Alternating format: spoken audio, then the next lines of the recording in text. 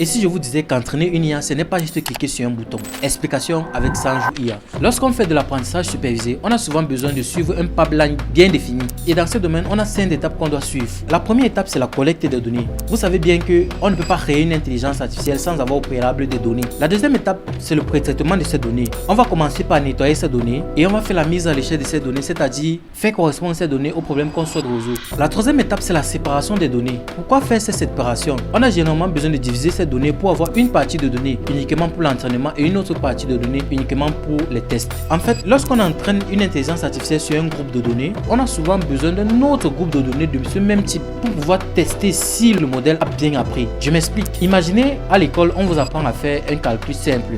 1 plus 1 égale à 2. On vous apprend à faire l'addition. On vous apprend à faire l'addition de 1 plus 1, 1 plus 2, 3 plus 3 et 4 plus 4. Et pour vous tester à un examen, si on vous donne les mêmes données, vous allez forcément trouver. Mais si on change les nombres, par exemple, au lieu de faire des additions entre les nombres de 1 à 10, on vous donne plutôt un autre exercice qui est de faire l'addition entre les nombres de 10 à 20. Et si vous parvenez à donner les bonnes réponses à ces exercices, on dira que vous avez bien appris. Parce que vous avez appris sur un type de données et à l'examen, on vous a donné un autre type de données et vous avez toujours réussi à trouver des solutions. Voilà la raison pour laquelle on divisait les jeux de données en deux types de données, c'est-à-dire les données qui seront utilisées pour l'entraînement, les données d'entraînement, et les données qui seront utilisées pour les tests, les données de tests. La quatrième étape, c'est le choix du modèle. En fait, dans l'intelligence artificielle, on a plusieurs types de modèles qu'on pourrait appliquer dans des domaines bien précis. Par exemple, les arbres de décision. Si on est face à un problème de décision ou à partir de certains critères, on a besoin de prendre une décision, ce serait mieux d'utiliser les arbres de décision. Un autre problème pourrait être les réseaux de neurones. Si on est face à un problème de reconnaissance d'objets, d'images, d'empreintes,